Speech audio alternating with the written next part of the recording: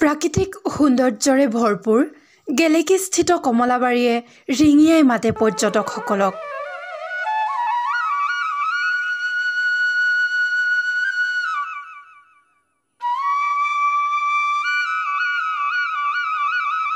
আজি আৰম্ভণি কৰা হয় প্ৰাকৃতিক সৌন্দৰ্যৰে ভৰপূৰ বনভোজস্থলী গেলেকীস্থিত কমলাবাৰী।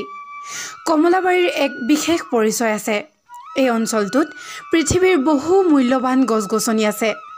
বিভিন্ন সময়ত এই বনভোজস্থলীলৈ পৰ্যটক আহি বনভোজ খোৱাৰ উপৰি নৌকা বিহাৰ, ওখ টাৱাৰত উঠি প্ৰাকৃতিক সৌন্দৰ্য উপভোগ কৰে। এই সকলোবোৰ সৃষ্টিৰ আঁৰত এজন ব্যক্তিৰ ত্যাগ সকলোৱে স্বীকাৰ কৰিব লাগিব, আৰু তেখেত হৈছে নিয়ন গগৈ। বহু ঘাত প্ৰতিঘাতৰ মাজেৰে আৰম্ভ কৰা নিয়ন গগৈৰ এই ব্যতিক্ৰমী প্ৰচেষ্টাই আজি বাস্তৱ ৰূপ লাভ কৰিছে। তেখেতৰ এই মহান প্ৰচেষ্টাক সমগ্ৰ নাজিৰাবাসী ৰাইজে শলাগ লৈছে। এইখিনিতে এটা কথা উল্লেখ কৰিব পাৰি যে অৰণ্য মানৱ খ্যাত যাদৱ পায়েঙৰ সৃষ্ট মূলাই কাঠনিৰ পাছতে চাগৈ এয়া গেলেকীৰ ব্যক্তি নিৰণ গগৈৰ দ্বিতীয় প্ৰচেষ্টা।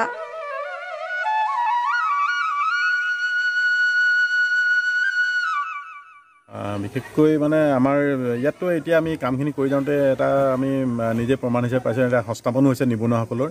আৰু ইয়াত বিশেষকৈ এখন 100 বিঘা এখন চুমনি কৰিছোঁ। মুগা পালন কৰিয়ে আমাৰ বিভিন্ন দুখীয়া, বিশেষকৈ ধেমাজি লখিমপুৰৰ ব্যক্তিসকল যিখিনি তাত বানপানী হয়, গতিকে তেখেতলোকক ইয়াত মুগা পুহিবলৈ মাতোঁ মই, আৰু মুগা পুহি তেখেতলোকে লৈ যায়। কিন্তু আমি তেখেতলোকৰ কোনো তেনেকৈ পাৰিতোষিক বা পইচা পাতি নলওঁ।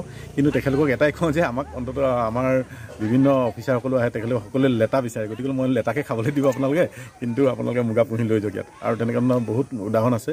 আৰু বিভিন্ন জিলাৰ পৰা আহি ব্যক্তিসকলে মুগা পুহি লৈ যায়। গতিকে আমি চুমনি আৰু কেইবছৰৰ পিছত ধৰি লওক আমাৰ যিখন ঔটেঙাবাৰী কৈছোঁ প্ৰায় 200 বিঘা, তো অকল হাতীৰ কাৰণে বুলিয়ে নহয়, তাৰপৰা ঔটেঙাৰ পৰা বিভিন্ন মানে এতিয়া ধৰি লওক বেমাৰমুক্ত, বিশেষকৈ যিটো মধুমেহ বেমাৰ হয় তাৰ কাৰণে ঔটেঙাটো খুব উপকাৰিতা। গতিকে সেইকাৰণে আমি ঔটেঙা কৰিছোঁ প্ৰায় 200 বিঘামান, সেইখিনি এটা উপকাৰিতা হ'ব। আৰু আমাৰ যিখিনি আমি তিতা চেপা বাৰী কৰি ৰাখিছোঁ এতিয়া প্ৰায় 2 ফুট 2.5 ফুট গোলাই আছে। আৰু আমাৰ ফৰেষ্টৰ অফিচাৰক আমি সুধিছিলোঁ, যেতিয়ালৈ এইখিনি মেচিত হ'ব ইয়াৰ এজোপা গছৰ ভেলু প্ৰায় 2.5 লাখ টকা হ'ব কৈছে। আৰু এইখিনি গছ যেতিয়া ডাঙৰ হ'ব, নেক্সট জেনেৰেশ্যনে আমাৰ ইয়াত প্ৰায় 14,000মান গছ লগাই থৈছোঁ আমি। গতিকে এইখিনি নেক্সট জেনেৰেশ্যনে এটা টাইমত আমাৰ যিটো সুপ্ৰিম কোৰ্টৰ এটা ওলাইছে, জইণ্ট ফৰেষ্ট কমিটিয়ে 50% ইয়াৰ অংশীদাৰ, 50% ফৰেষ্টৰ হ'ব। গতিকে ইয়াৰ 50% যেতিয়া অংশীদাৰ হ'ব, যথেষ্ট কোটি টকা আমাৰ নেক্সট জেনেৰেশ্যনে পাব। গতিকে সেই টকাৰে যথেষ্ট আমাৰ এইবিলাক এৰিয়া আমাৰ ডেভেলপমেণ্ট কাম কৰিব পৰা যাব। গতিকে সেইখিনি এটা আছে উদ্দেশ্য। আৰু লগতে আৰু আমাৰ বাহিৰৰ যিসকল পৰ্যটক আহি যাতে ইয়াত খুব ভাল পায় গছ গছনিবিলাক চাই, বিশেষকৈ আজি এতিয়া বহুতেই চিনি নাপায়, মই প্ৰফেচৰসকলে হওক, টিচাৰসকলে হওক, বহুত আহে ইয়াত, অভিভাৱকসকল।